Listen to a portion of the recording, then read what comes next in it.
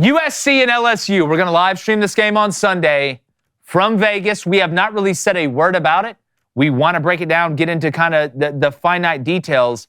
But I'm looking at this game, and the biggest mismatch on the field, which is always the first thing I like to look at, has got to be LSU's offensive line versus USC's front seven on defense. Outside of that, these teams are damn near the same. Yeah. Guys, I'm so fired up. I mean, Aaron Judge, the first player in the history of baseball to have 50 homers, 120 Nobody cares, RBI, Matt. Matt. Hey, let the man talk. First in the history of baseball. All and right? He's playing good in the field, too. That's what's cool. He robbed that ball. I saw him rob that ball. We are and without sticking needles in his ass, people. This is incredible. Greatest power hitter we've ever seen in our lifetimes. Incredible. Okay. Also incredible. To your point, J-Boy. Yes, this is, y'all know me long enough, man. I don't do hyperbole. I think this is the best. This is definitely the most talented offensive line LSU's ever had. I agree with that. How about this for context? LSU has not had a first-round offensive lineman drafted since Alan Faneca in 1998. That's insane. How many first-round defensive linemen have y'all had drafted? Like 72? A lot. While people were talking about DBU, LSU at one point was the only school that went like 12 straight years with a defensive lineman drafted. So my point is the bar isn't super high for talent on the LSU. They had good lines, but they've just never had anything like this. Both tackles are going to be first-rounders, provided they stay healthy. And Garrett Dellinger, the left guard, is a 4-year starter. He's started since his freshman year. Miles Frazier, the right guard, was a freshman All-America at FIU, came to LSU. He's now started 3 years at LSU. They're replacing their center, Charles Turner, from a year ago, graduated. But, man, they are really good. And, maybe one of the ways that LSU protects its defense, which was so bad a year ago, is by controlling the line of scrimmage, running the ball, try to shorten some games. That I think that could be in the cards this weekend. Well, I think that's why you're seeing money come in on the under, why that total keeps dropping, because I think they understand that, especially with Mike Denbrock now being gone, that if LSU is able to just line up and pound the ball at USC, that does two things. It obviously moves the ball toward the end zone you're going to, and it's hard for the offense to score touchdowns when they're on the sideline watching their defense have to find it. And it just takes your will away. It just does something to you. It's one thing if you're getting bombed over the top, like guys are making great catches. It's another thing when like Will Campbell and them are they're just lining up and running power at you and playing a game called I don't think you're man enough to stop it. But when you do look at this offensive line, I think the smallest guy is Emery, which is crazy to think about when you look across this offensive line. When you look at the flip side of that, Matt, with USC's offense, I'm going to trust Lincoln Riley in the quarterback. Just like I said about DJU, you show me who you are long enough, I'm going to believe you.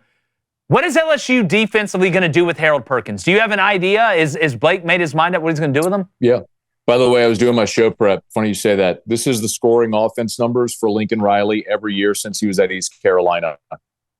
It's incredible. His second year at East Carolina, 26.2 points per game. He's never had an offense other than that below 30 points a game. Yeah. And since he arrived at Oklahoma, the fewest points per game his teams have scored is 2021 at OU. Is last year 39.1. That was the least. That's insane. That is insane. So yes. So Jake, the point is, I agree with you. Lincoln Riley, he's what he is. They're going to score. They did have 3 times last year they scored in the 20s. They scored 20 against Notre Dame, 27 against Oregon, and 20 against UCLA. So they were gettable a year ago at times. Harold Perkins. Yeah, man. Brian Kelly has given us incredible access. Guys, I mean, I know y'all talk to a lot of people around the country. I don't know if anybody else talks about this, but I mean, we get to go watch full practices. We watch weird. Scrimmages. We watch team periods and scrimmages and full contact and tackle. And I mean, we probably saw a dozen practices in fall camp. None of our availability was less than an hour. I mean, it's kind of crazy. So I have a good idea of what they're going to do. I think he's a queen piece on the chessboard. We spent so much time this offseason talking about them moving him to off-ball linebacker again, which they did a year ago. And after one game, they moved him to that nickel Sam role. But I think Blake Baker's got a different idea. There are times he'll be off-ball. There's times we've seen them run those sort of NASCAR cheetah packages, whatever you want to call it, where he's standing up at left end. There's times we see him drop into coverage. He intercepted Garrett Nussmeier, covered Mason Taylor at a practice we got to see. Beautiful play on the sideline. So Yeah, I don't think it's going to be, hey, line up in the middle and take on guards and try to stuff the run. I don't think it's that at all. I also don't think it's, hey, get flexed out and just be a glorified safety. I think Blake Baker's gotten real creative. We'll see if it works, but I know their idea is to move him around a ton. Yeah, well, David, sometimes the best way to get addition is through subtraction. Take the thinking out. I think he's going to play a lot better this year. Matt, it's great to talk to you, brother. All right, Coney.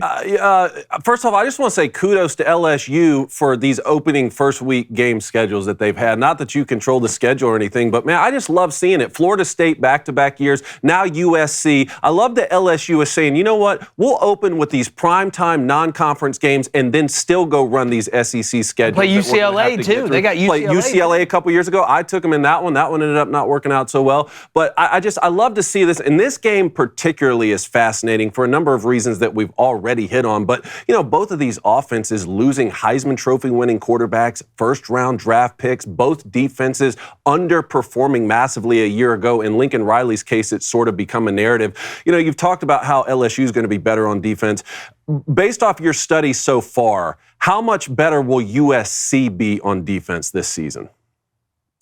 So that's a good question, but you'd have to get someone at SC to be better to answer that than me, because here's the real challenge, Cone.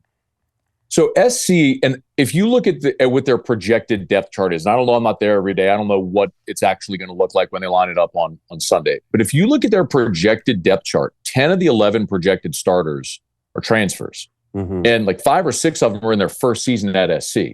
So when you're talking about that many new bodies, especially when you're too deep, and a new defensive coordinator, new scheme, I just don't know how quickly or easily that all assimilates. Like, maybe it's seamless and maybe they don't miss a beat. And I think Dan Lynn he's obviously a really good defensive coordinator. And I think SC's got some good players over there.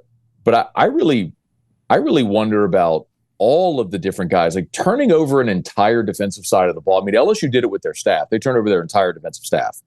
But turning over your staff and you're effectively all your too deep, that just feels like, and I'm not a coach, I never played college football, but that just feels intuitively like that's going to take some time to get that thing right. And I don't know if drawing LSU in this offense is the best matchup. But similarly, I think for LSU, I don't think it's the best matchup drawing USC in this game. Well, I think a fan base that can give you a great answer about that is Florida State. We just saw that. I mean, sometimes they can go either way. I think Nevada replaced like 60% of their roster, but they were so damn bad they played better because they were better players. I think with USC, they had the Bear Alexander back and forth.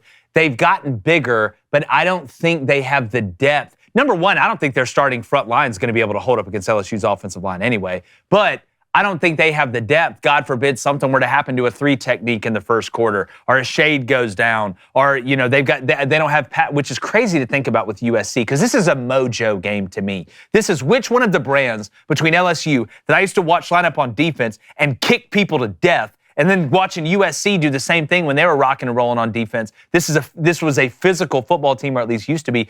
This is a mojo game back. I like Mason Cobb on USC's defense. I think he's a good player. I don't think they got enough good players to be able to handle this LSU offense, even after losing Jaden Daniels and Brian Thomas and Malik Neighbors, because they're just going to throw more of Mordor's population at whatever defense walks out there. Yeah, Matt, first of all, I love the Aaron Judge Yankees comment. So I needed good, that man. today. Two, I had a couple fans in here. Are you on the Nuss bus? Do we believe in Nussmeier over there? Yeah, man. I think Garrett's going to be really good, man. I have literally one question. It's just when the pocket's breaking down and it's 3rd and 8 and you're at the 18-yard line, will he take a sack or throw it away instead of forcing the ball into traffic? That's my only question. You look at Garrett in his time at LSU, he has been turnover prone. Now, Brian Kelly's used this analogy all offseason with like the rental car. He's like, it was a rental car. He treated the offense like it was his rental car. You leave trash in it, you ding it up a little bit, you don't care because it's not your car. The car is his now, and he's going to take better care of it. That's fine, guys, but I'm telling you, I just told you we got to see a ton of practice. I mean, we were watching 2 Saturdays ago, an 11-on-11 period. Offense starts at the 30. Boom, boom, boom. 4 plays, they're at the 31. I mean, just right down the field. And then they bring a safety blitz. Nussmeier backpedals, tries to get it out of bounds, throw away, and he just didn't get it all the way there, kind of floating back off his back foot, and it was picked off on the sideline. Like, those are the kind of things, there was a 2-minute drive we saw him. He gets him right down the field. They're in a goal-to-go situation. It's like third down. He's patting the football, fires it over the middle in traffic. It's picked off. Like, they're going to move the football. They're going to score points. They're going to get a lot of yards. It's just, can Garrett avoid mistakes? He's got everything you want, Blaine. Like, he's 6'2", 200. He can make all the NFL throws. He's the son of a coach. He's got almost athletic arrogance. You know what I mean? Like, where you're good. And I want that in a quarterback. Football IQ. He's got everything, man. He's got all the things you go to central casting. He checks all the boxes. It's just, he needs some experience and needs to make sure he protects the football. That's an interesting thing because both these guys sat behind Heisman winners, but they're relatively new to college football. Which coach trusts their quarterback more? Is it Sloan who trusts his Nussmeier more, or is it Lincoln Riley who trusts his Miller Moss more? That's the question. Well, I think they're two older guys, so I think it's a little bit of a different circumstance than, let's say, throwing a Nico, out there who's a young guy, or a Jackson Arnold who's a young guy.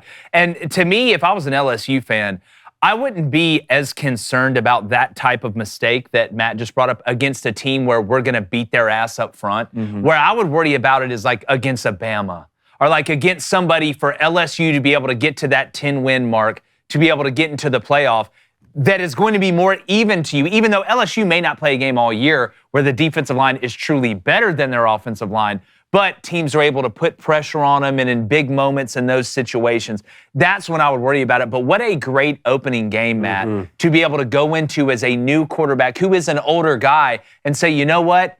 God forbid the pass game isn't working. The run game should be there, and it should set everything else up. He may be able to sit back there off play action for God knows how long. You don't have to max protect, which means you can get backs out in routes. You can get tight ends out in routes without having to chip somebody to slow down the timing. It's going to get to the point where USC's got to start funneling resources to stop the run. And the minute they do that, I think LSU's going to hit them big, Matt. Hey, Matt, what's your record for LSU this year? Real quick, before you go. I haven't made a pick, guys. Okay. I'm vacillating a little in that 9-3, 10-2 range. That's I think there's too many questions on defense, and there's a lot of landmines. But I will say this, guys. I do think that if LSU beats SC, I think they'll go 10-2, and I do think, by the way, they beat both Ole Miss and Alabama in Baton Rouge. I think either one of LSU or A&M. I have the Alabama one right now with you. Yeah, I think either one of them's going 10-2. Matt, Go thanks so Yankees, much. Matt. I know you got to get out of here, but real quickly, where can people find your work across all 73 platforms? That's hard to do, but if you could spell my name, you can find me on the internet. Good luck with the vowels, but if you could spell my name, you can find me. Moscona. Well, if you can understand what vacillate means and spell his name, then congratulations. You just got into Northwestern. So all right, Matt Moscona, thanks so much. Hey, YouTube, we're 1,000 away from 150K subs. Make sure you hit that subscribe button. We really appreciate it. I think we're going to get there before kickoff, but I don't want to assume.